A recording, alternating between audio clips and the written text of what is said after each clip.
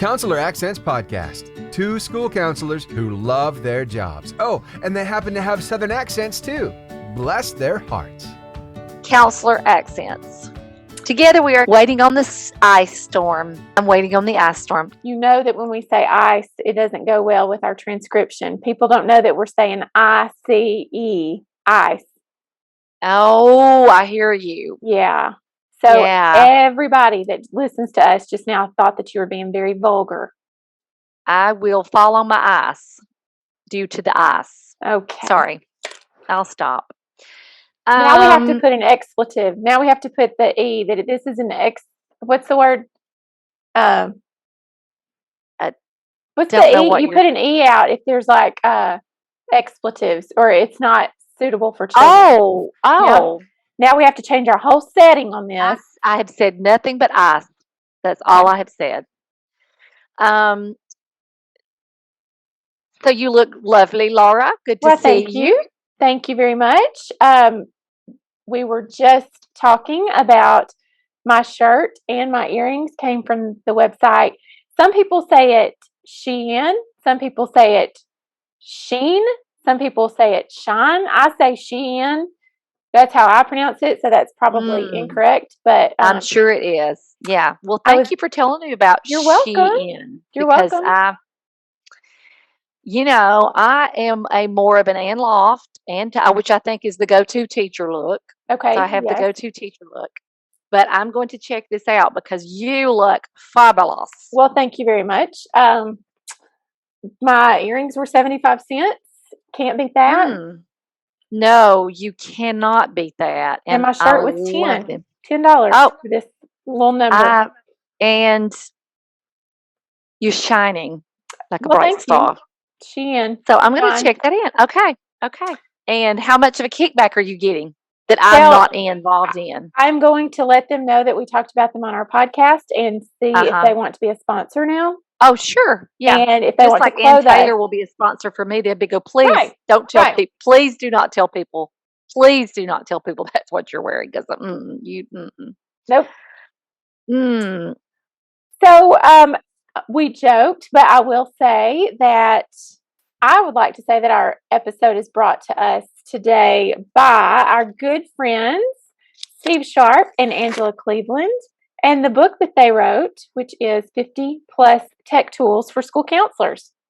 Which is wonderful, and I use it constantly. It has some of the things in there that I have used would have not known about, and it's all in a one-stop shop for school counselors. And I love these two people. They are some of the best people on earth. So we love Angela Cleveland and Steve Sharp, and it's such a good book. It is, and you probably don't know this, so I am telling you something. I'm revealing some news right now to you. But their publisher, Corwin, they have just launched the 50 Plus Tech Tools for School Counselors Resource Center on their website. So now they have lots of free and quick guides and resources right there on their website that you can go to that go right along with this book. Isn't that exciting? It is exciting. So I love things that are at your fingertips and that are just doable. And this is an easy read. I mean, it's just look it up, use it. So I'm excited about that. Well, I'm excited to say that what we're going to do with this book is we have a session coming up at ASCA and a couple of other projects in the works related to school counseling hacks. And so we are going to be posting some questions on our social media. And what we want you guys to do is go and give us some of your favorite school counseling hacks. And of course, we will mention you in our session and give you credit. We give credit where credit is due most of the time. Sometimes we take credit and make our name bigger on the quote. Until we get that little letter from the lawyer going and exactly. We've learned our lesson, and one time shame on me, 2 times shame on you, Laura. So now we will give credit because we've learned our lesson. Yes. But anyway, we want you to tell us some of your favorite school counseling hacks. We have different categories, so be watching for that on our Instagram. And what we're going to do is everybody who submits an idea will get a chance to win an autographed copy of this book, 50 plus tech tools for school counselors. And also, Angela, they're going to share those. Once those go, I mean, oh yeah, once it's you just like post we're that, making this. Everybody will be sharing theirs, and so we love those. Everybody can use those.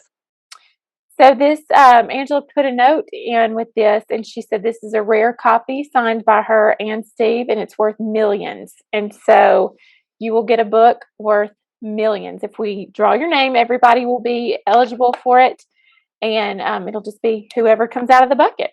Yeah, that's exciting. So, and really exciting to share categories. So, what are some of the categories that'll be coming up as over the next few weeks as we share hacks? We are going to talk about organization.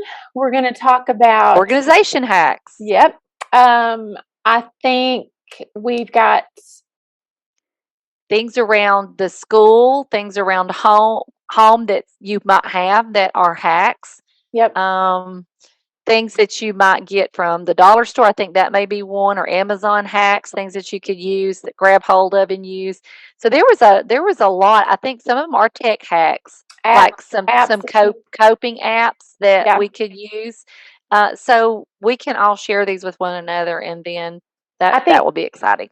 Things you use in individual counseling, things you use in small groups, and whole groups. So yeah, just be watching for those posts. Okay. And really, this goes right along with the two guys that we're going to be talking to today. I'm very excited for us to talk with them. I'm excited too. You have gotten me excited because you have talked about them before. Yeah. I listened to their session on ASCA. Like once we got back from ASCA, I got caught up on all the sessions that we missed that were recorded. And so this was one of them that I listened to one day, and I was blown away by some of the things that they shared and just the way they bantered back and forth. It reminded me a lot of you and me. Oh, the male versions of us. Yes. Yeah, that's neat. So anyway, well, I wish we had met them. I know. I'm excited. In person, but we're going to, so I'm excited about that. Yeah. All right. So let's get started talking to our the male version of you and me. Ooh, okay. All right, guys, we are so excited to have you here with us today, and I have been bragging on y'all and telling everybody about the session that I listened to at ASCA. Thank goodness ASCA did the ASCA at home version, so I was able to attend presentations in person and then catch up on some of them that were going at the same time we were, or something like that. So I kicked myself when I got home for not actually coming to your presentation, because I've decided that you guys are the male versions of Kim and me. The way that you interact, it was so much fun to listen to y'all together. So very good job. And so you just presented on practical things that counselors can do in individual sessions, group sessions. And so it's just very helpful. So why don't we start with you guys introducing yourselves, and then we will go from there. My name's Wilson Harvey, and it's a pleasure to be here. I know y'all got a fantastic thing going here with the podcast, so thankful to have a chance to hop on. I'm a social emotional learning specialist at Buchanan Upshur High School in Buchanan, West Virginia. And really what that means is I just get a chance to focus a lot on the mental health aspect of school counseling at the high school level, which is pretty exciting. And this is my third year in the field. Really love getting to do what I get to do here. And so just excited to join. That's great. That's so exciting that you get to be the social emotional specialist at your school, and especially at a high school level. I've always said that high school counseling is like two different jobs. And so the fact that you get to focus on the social emotional part of that is huge to your school and school system. So that's wonderful. Very thankful that our county's promoted that, and the tools we're going to talk about today really come in handy with that kind of work. So I bet. So I'm here. Well, it's not your turn to speak, so you're going to have to wait because I'm passing the talking stick to Richard. Okay, take it away, Richard. Kim, Laura, thank you, ladies, for having us. My name is Richard Tench. I am a high school counselor at St. Albans High School, West Virginia. I also serve on the ASCA Board of Directors, and this year I am the chair of the board. So that's been a great experience as well. I love that you guys have invited us here, and I think it's interesting that, Laura, you said that Wilson and I interact the way you and Kim interact. And I find it interesting because this presentation that you watched was the first time we ever presented together. How funny! So I find it very interesting that you say that because we've never done this presentation together ever. That was the first time. So wow! I'm glad you guys enjoyed it.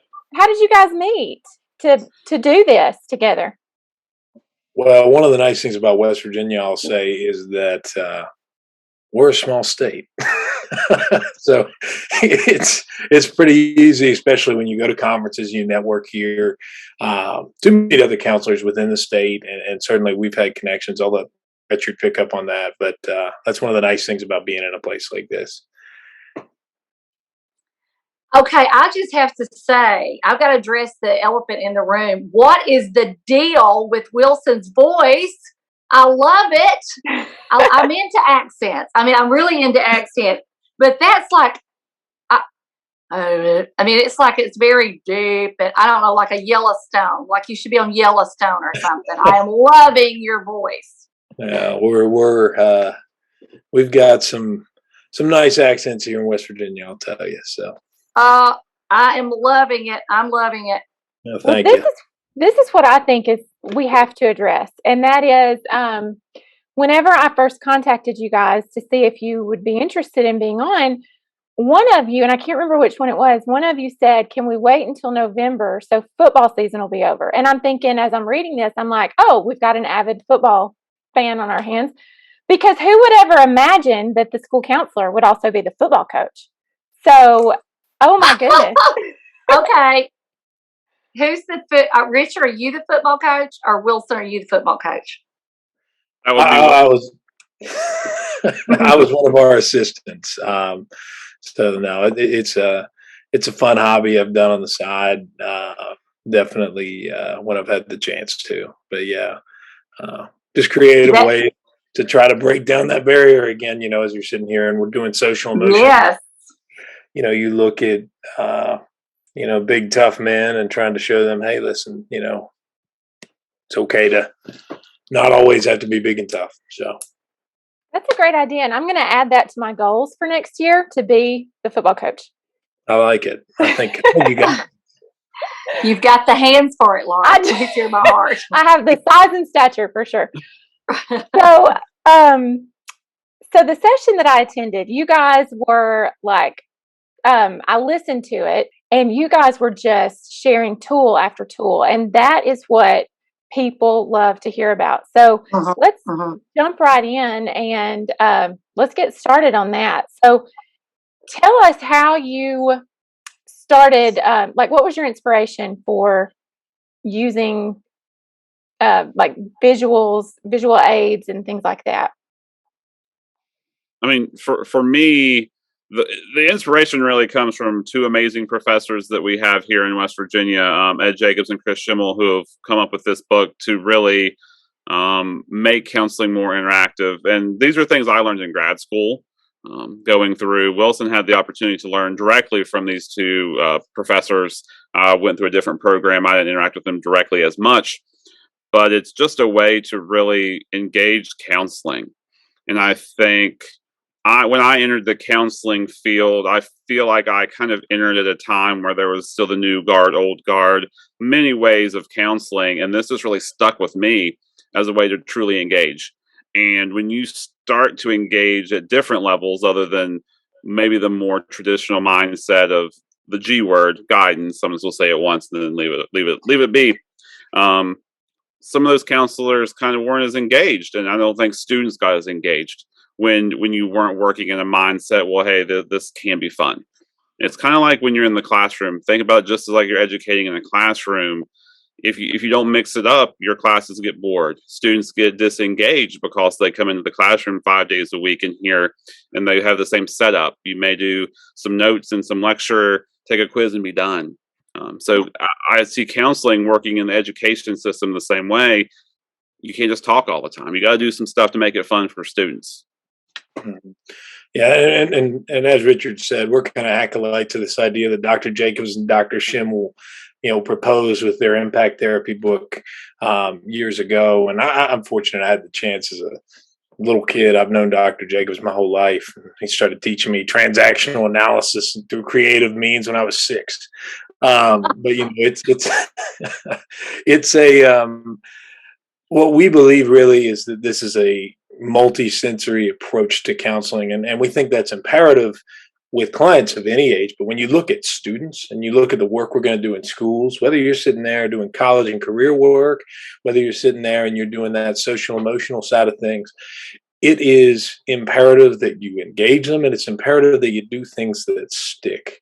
I think there's validity to the basic talk, listen format, but like Richard said, if you don't, just like in a general classroom, if all you do is lecture and you don't vary the format, we know, the research that's come out about things like learning styles has shown us, okay, learning styles may not be valid, but what we do know is when you change the format and you vary things up and you make it creative and multisensory, that's when people are going to learn, and that's when you're going to see real impact in your counseling as well. Love it. Yes, that's so good. We talk a lot about using experiences in school counseling and switching things up. And so when I heard your session, it went right along with what we had spoken about in one of our sessions. And we called it movement, music, and magic. And you guys were talking about the same things, that when you can get the students moving and when you can show them something that really sticks with them. So why don't you share some of those tools? Where does your mind go first whenever you think about some of the tools that you guys talked about? They're endless. I don't even know where to start. Wilson, you can start. Well, I'll tell you this. If you're sitting here and you're thinking, okay, what are some basic things I can do to be creative? Because we can run through a whole bevy of tools today, but 2 things that everybody has in their office, or well, hopefully you have one of them, and then the other one, maybe not so much: chairs and a whiteboard. If you don't have chairs, then we really got to work with your school district. And I know for some that's a possibility. I don't want to overshoot that, right? But one of the tools I use the most is chairs in enacting psychodramas, because it's so useful, even just to help students project.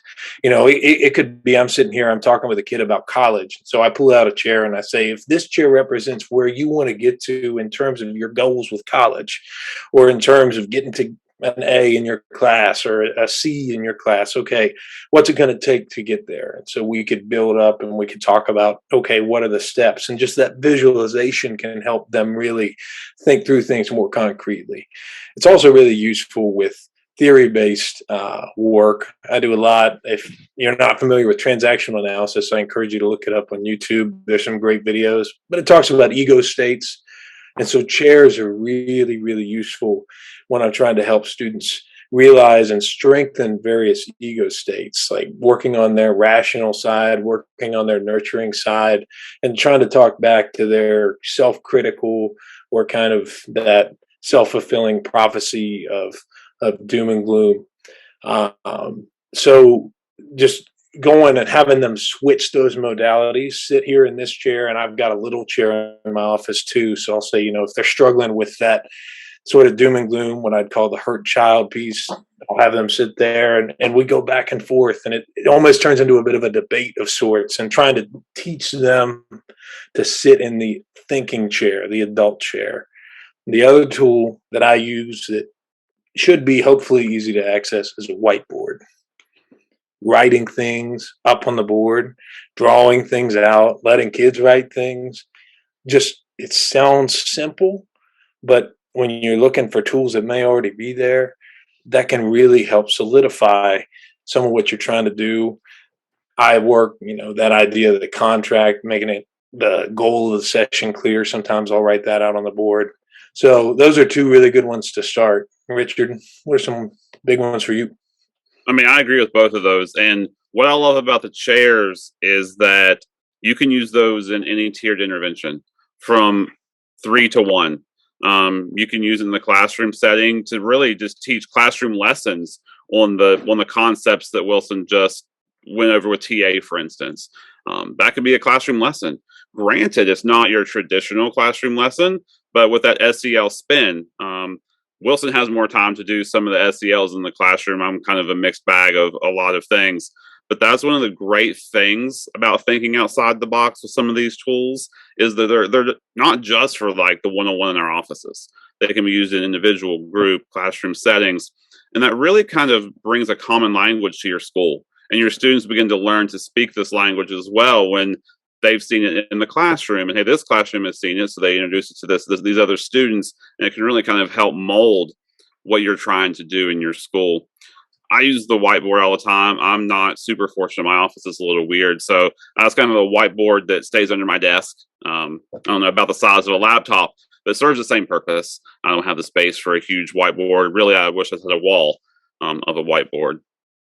But really, to do a lot of REBT work as well. A lot of times students, especially at the high school level, where students take great pride in like who they are and trying to figure out who they are. There's that peer pressure, like negative thoughts are there every day. Students are coming in with just these negative thoughts and, the answer just sitting there. So really working through those, and it really helps to do it on a whiteboard. Even if you don't have a whiteboard, get a piece of paper and put it on a piece of paper. That visual aid to help those students really realize, well, I'm telling myself this, but it's really not true. It's really impactful to put that on a whiteboard or down on a piece of paper.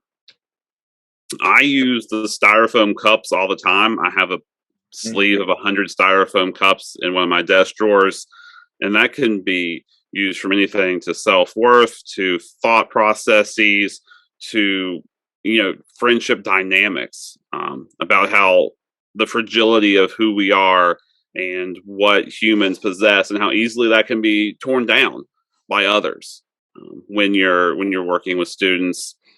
One that's probably more popular if you were, let's say, an elementary or middle school counselor.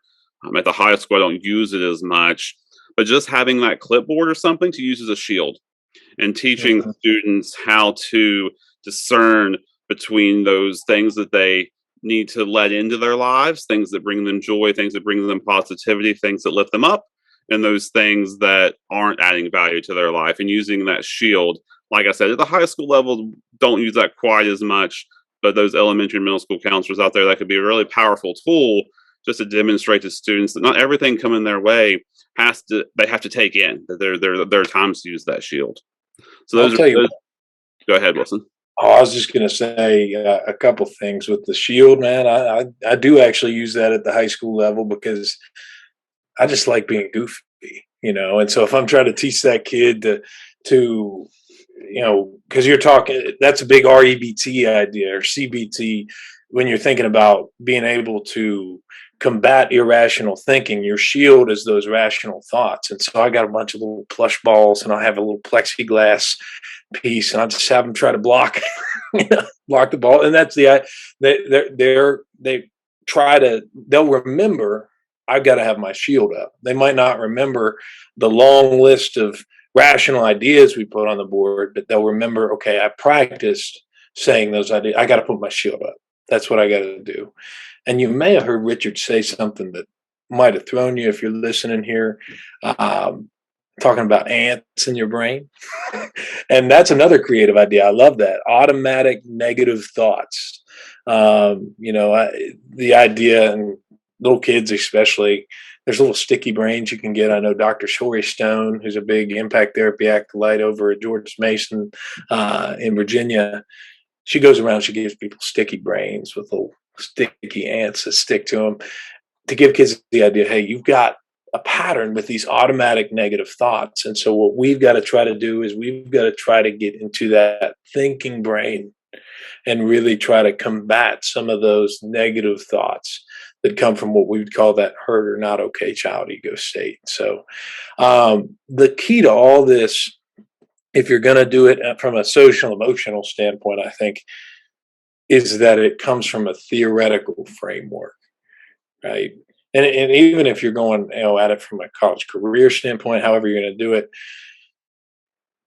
these become just gimmicks if you don't have that base, right? And so, what am I trying to? If I just say to a kid, "Hey, you got to have your shield up," but I'm not explaining, okay, and I'm not teaching them how to do that cognition, then that's, it's going to be a pretty empty message.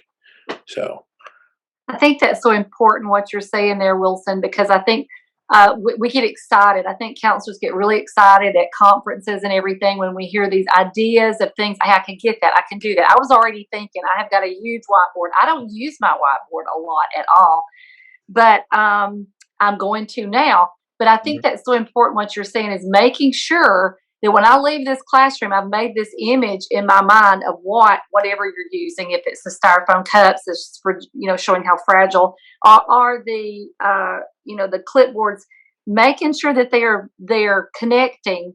That when I go out into the world, I can remember this image that I have. These are just. I'm very excited, and I know our listeners love this kind of thing. Counselors love to get ideas from each other, and especially things that we have. You guys have not named anything that wouldn't be that we've not seen easily or couldn't get a hold of easily, and using those in a very practical way. What's so nice about these things, I think, too, especially as you think about a school, you think about tier 1 interventions, right? We're tasked with this idea of school-wide intervention. I'm very big on the idea of creating common culture and common language. These tools are really helpful if you're trying to do that, right? Like just the very idea when you think about those ego states I mentioned in transactional analysis, I teach those in an impact therapy type of way. So I translated the ego states into SpongeBob characters, and so I taught my kids that. And so now I have kids that come into my office and I don't have to spend time teaching them these ego states a lot of the time because I've already done advisory lessons on, hey, here's, you're sitting here and you're in your Sandy ego state, or you're in your, you're really in your Squidward today.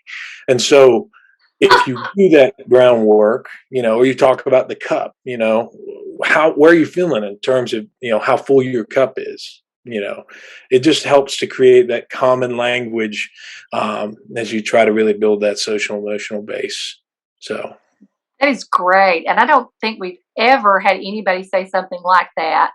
And we've had a lot of speakers that common language, you're developing it as the school counselor. And this is what we're going to, and you're right. It does.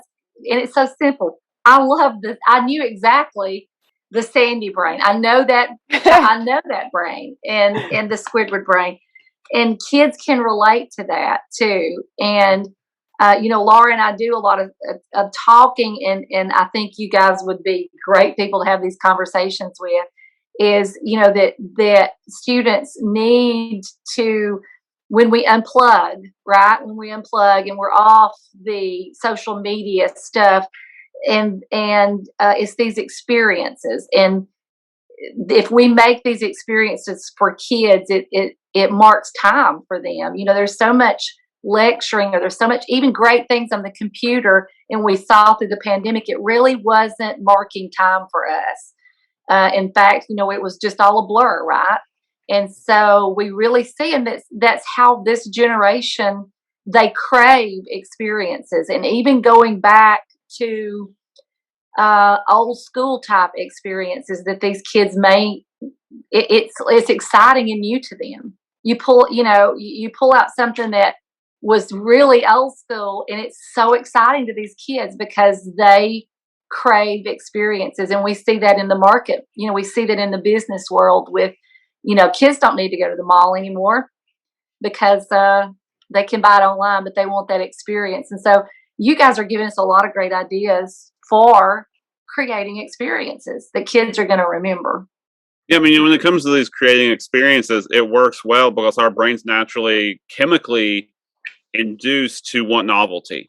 Our brain loves the idea of new things. So when we introduce and when you take these counseling concepts, which could be very daunting to students, and put them in a way that makes it tangible to them, their brain gets it. When you take TA and make it into a cartoon, they're like, well, I get the cartoon. I know those things. So it's the same thing.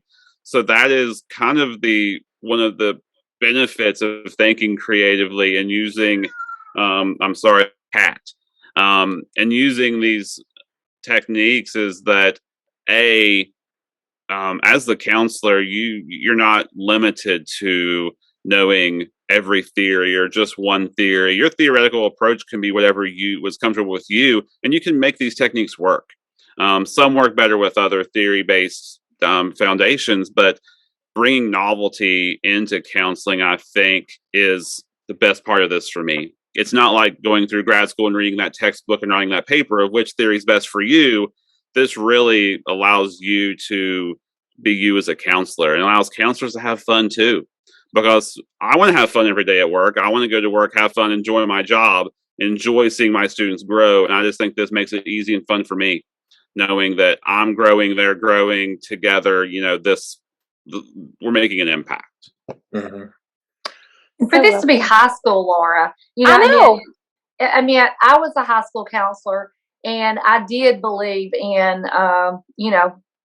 as much novelty and fun. And I had teams that we would meet, how can we get messages across in a fun and unique way? But for a lot of high school counselors, that's very difficult. And I get it. I kudos. I've done it. I know how hard it is to get these kids ready for college. And also they're in bigger bodies that can drive cars. And it scares me when they're in such an emotional brain, and you have that worry as a high school counselor. What are these kids? All counselors do, but as they get older and have more freedoms, that weighed heavy on my mind a lot. And I know it does yours too. But as a high school counselor, having time or just feeling that it's okay to do these things, I guess. Do you find that to be true, that some high school counselors feel like it's harder to let down their guard and just have fun? I think there's definitely a lot of trepidation about that in the field, and I think there's some folks who do some amazing work. I'll tell you, I've worked with some of the most fun people. I'll tell you, in my experience, I think about some of the folks. When I was back in Northern Virginia at Charles J. Colgan High School, and you had folks who came up with this wonderful idea. John Augusto and Chantel White did this brilliant High Five Friday thing, which I've retconned and taken over here, and I did over there with them. Little things like that on a tier 1 level, which, it doesn't seem like creative counseling per se, but when you're building that rapport and that relationship, and you're, stepping out there dressing like a madman, high-fiving kids in the hallway, that's really powerful. But I do think you're speaking to something important at the high school level. I think some of it's trepidation. I've seen that. I've also seen sometimes just exactly what you were talking about, the sheer weight of, okay, you've got the college and career side, you've got scheduling is on your plate, and you've got transcripts, you've got NCAA clearinghouse, you got this, and this. Oh, and by the way, here's the crisis counseling before you can ever get to anything proactive. And so I think there is a very big challenge there. And at the same time, that's why advocacy is so important, because mental health at the high school level, my gosh, this is crunch time. So, yeah. I think more so than ever, and coming off of a lot of the trauma, still in the trauma, but I think we're, as far as what we have been talking to folks, and I'm sure it's probably the same for you guys too. This, it's almost like it's intensified. It's all been there on the surface, and now we just can't handle it anymore. And we're seeing a lot more mental health needs, more than I've ever seen in my career. So I know you guys are seeing that too. But any more? And Laura, I know I'm talking too much. That's I okay. see you. You've got that look, and plus you have your shoulder pads on today. Yeah. Kudos to you for Thank wearing you. those shoulder pads. If you think that Wilson was going to ask you to be on his football team, you're good going, girl. You dressed appropriately. You can come play linebacker for us. There you go. I could. I mean, Wilson, she's also wearing the blue. I mean, Hey, Perfect. That's I didn't Buccaneer even know blue that. right there. There we go. perfect. If I had known, Laura. Yeah. So, Kim, any other ideas? well, Kim, I'll just mention this before we go to that. I think you hit on a really important point there, though. The need is so paramount right now. And it always has been. I think sometimes we lose sight. You know, we say there's a mental health crisis now. I mean, sitting here in West Virginia, the mental health crisis was here long before COVID was. When we look at the opioid epidemic, we look at everything else. But I think now we're talking about it. And now COVID has compounded those issues. And we've also had, across the country, we've seen the impact of racial injustice on student mental health. I've seen, what appear to be significantly high levels of homophobic bullying, transphobic bullying. So we've had just so many issues. And I think when we look at these solutions, one hesitation folks might have is they might say, hey, I like this. It sounds good, but isn't that creative stuff kind of trivializing the significant trauma? And the answer to that is you've got to be very smart about how you time this stuff, right? You build the rapport, you work through, you do some of this deep work, but if you got to trust your gut as you go. And certainly don't do it in a time that's insensitive. But I've seen in some really deep sessions with some really significant stuff, some of these tools, especially you talk about the cup of worth, you talk about some of the other things that we may mention, like the dollar bill, have a really powerful impact on kids that are dealing with really heavy things. So, Richard, I'll let you share a couple things there if you got any off the top. Well, I'm going to bounce off what you just said. And it's really about knowing your students and knowing that need of when to use some of these skills. I mean, I use the skills on a regular basis, obviously, though. In those trauma situations, you wouldn't use such skills. But they're going back to like practical things, the whiteboard.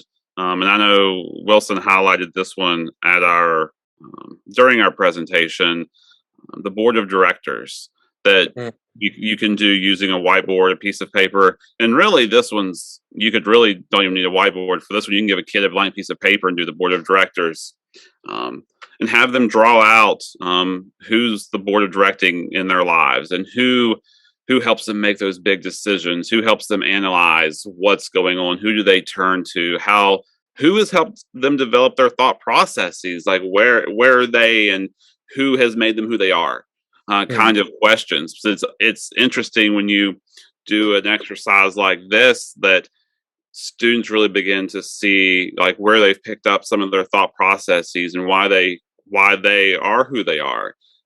I actually do a classroom lesson on like, who are you?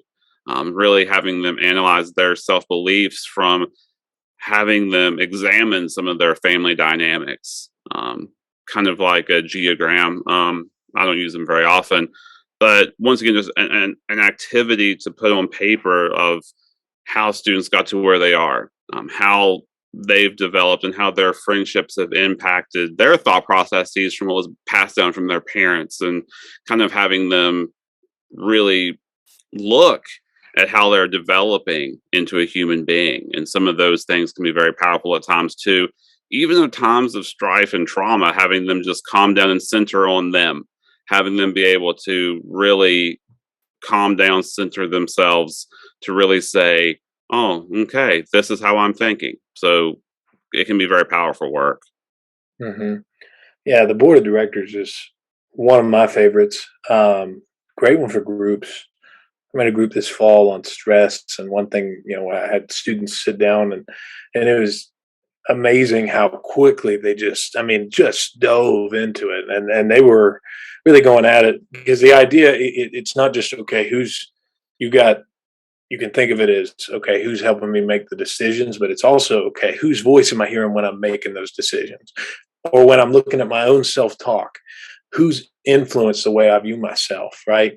Is it, grandma always told me I need to lose weight, or maybe I should have, and so now I'm always thinking, okay, I got to lose weight. And that's grandma's influence in my head. It could be people who are alive or dead. It can be people who are still in your life or who have left.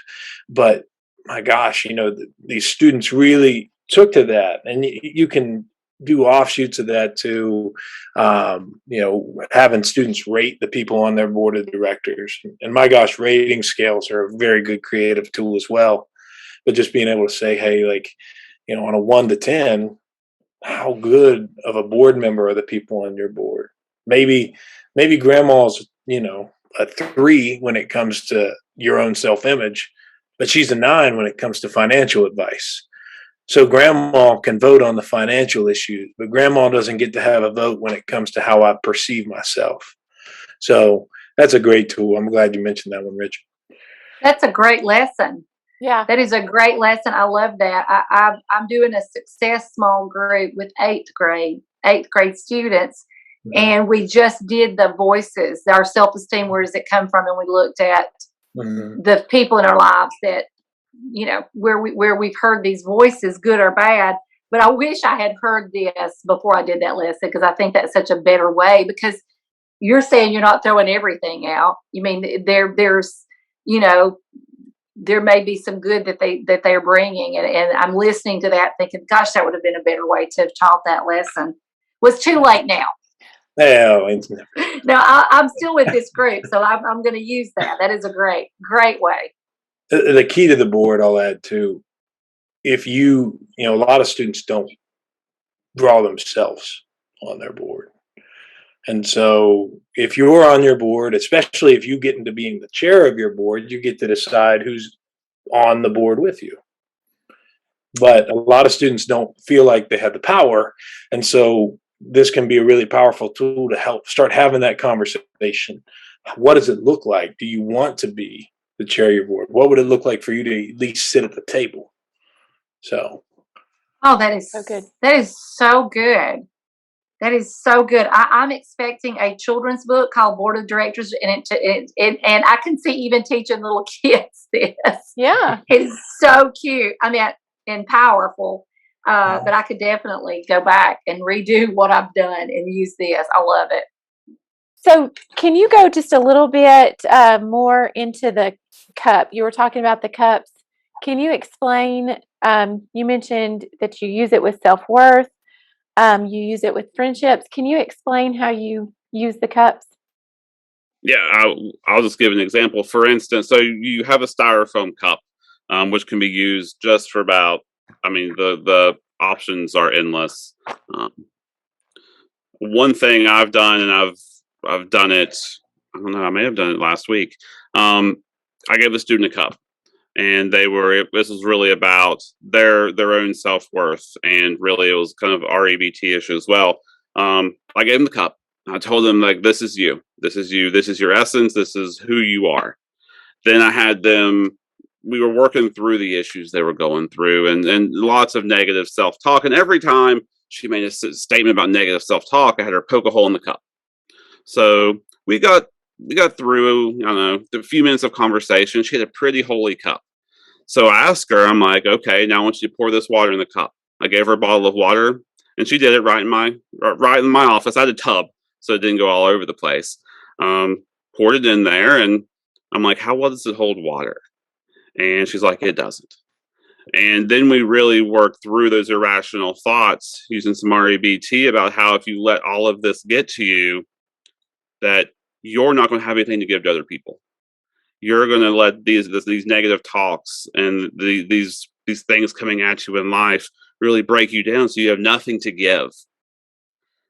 So then I gave her another cup. We did the same exercise, and we worked on a few of those negative thoughts. So I had her tape up some of the holes that were near the bottom of the cup, and it held some more water. So then we just kind of really worked on, when these things come into mind, how to start recognizing, these are your negative thoughts. these are what we need to sit down and do when these come into your head, and kind of teaching her how to dispute those. Because if you have all these and let these affect you, you're never going to have anything to give to other people. Mm-hmm.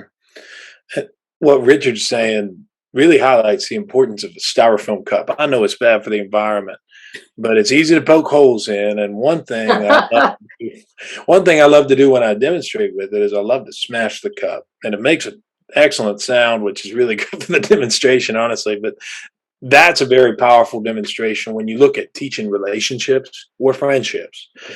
If you perceive this cup as your representative of your self-worth, right? A lot of times when you have relationships, and if you're listening here, imagine you hold the cup, all right, and I extend it out to the other person, right? And so I'm giving my worth to you. I'm expecting you to fill my cup, to pour into me, to add to my worth.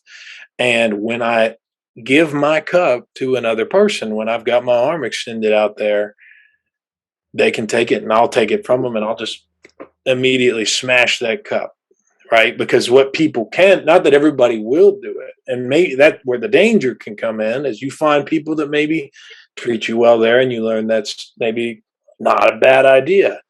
But where there's safety, it's not that I hold myself off from everybody else.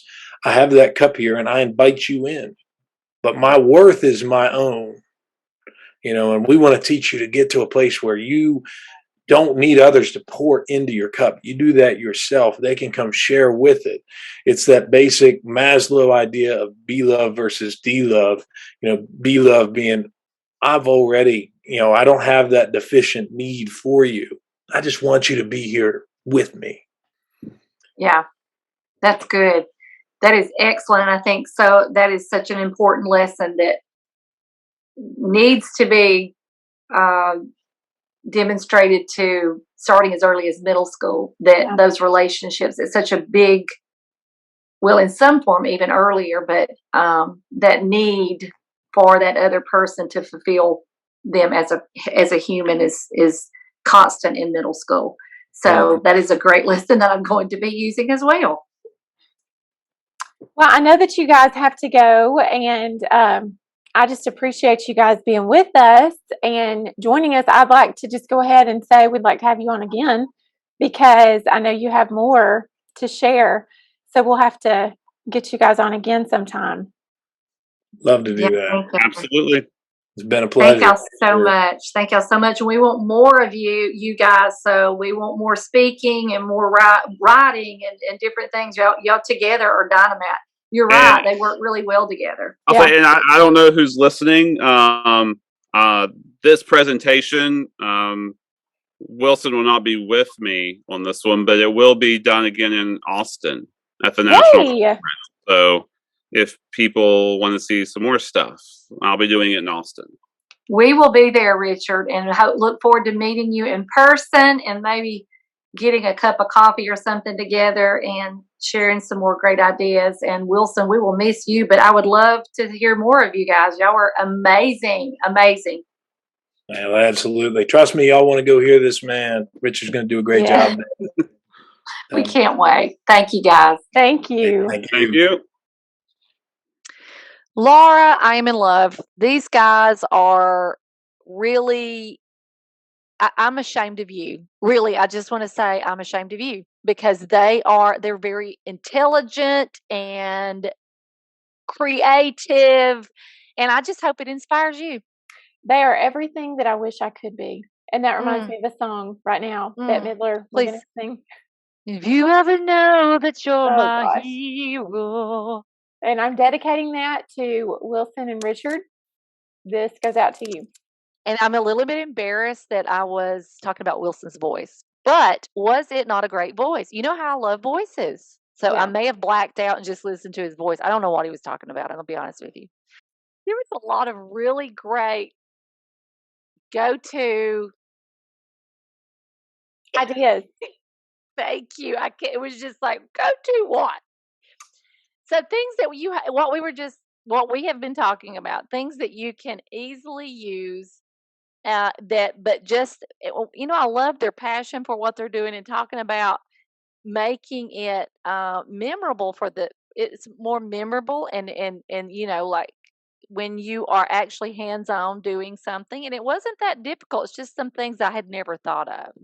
This is what I loved about them. I love how they bring the theories back into school counseling, because so often we hear about those theories, but they made the theories make sense. And so I'd really like to, I think they should write a book about. I think we have theories. just told them that that's what we're wanting. In addition to the other book I was the telling them children's to write. book. Yeah. Mhm. But it's kind of like Russ Sabella's book, and how he took solution focused counseling and made it make sense in the school counseling world. And that's such a great book. I think these guys could do that with some of the other theories. Yeah. Yes. And they seem really passionate about what they do, and very, and that's, I enjoyed. Yes, you were right. They were really good. And I love people that bring ideas. Rubber meets the road. That's it. Yep. And if you guys haven't checked it out, that's what we're calling our quick 15-minute podcast episode that we tried for the first time last week. And it is Rubber Meets the Road, 15-minute quick, something you can walk nugget. Something you can walk away with and feel like you can implement this in your school right now. So you can join our Facebook group. And be watching for those social media posts so that you can get yourself a chance to win this book by our good friends Steve and Angela. You can also follow us on Instagram, where we have been active for a whole week, which is a new record for us. Yeah. And you can also join our email list so you're up to date on everything that we release. And also, if you haven't had a chance, go give our Teachers Pay Teachers store a follow, Counselor Accents.